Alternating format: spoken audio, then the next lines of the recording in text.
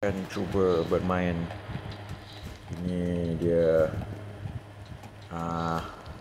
Night at the Museum. Kita punya map pun dah penuh. Kalau anda tengok sini, kita punya map dah penuh. Dah tak ada apa yang perlu dibuat dah.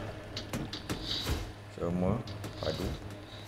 Kalau kita bunuh pun anak pun, dia dah tak ada function.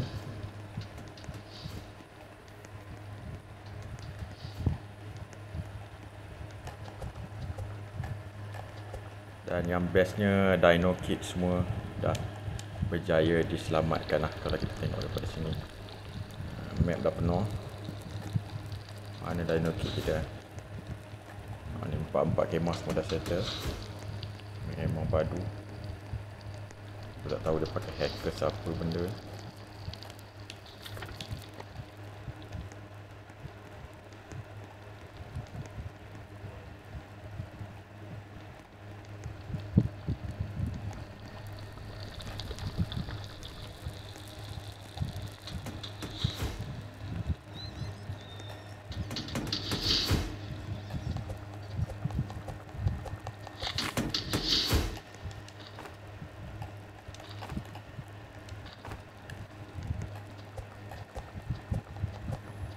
Memang sangat-sangat padu lah.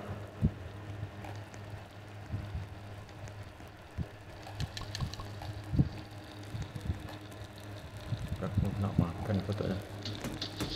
Mana tempat makan? Boleh buat ni tak?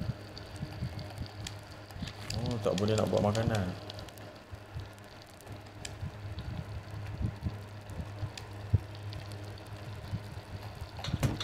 Dah hack dah. Dah hack dah.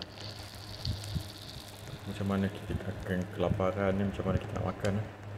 Nak keluar pun tak boleh.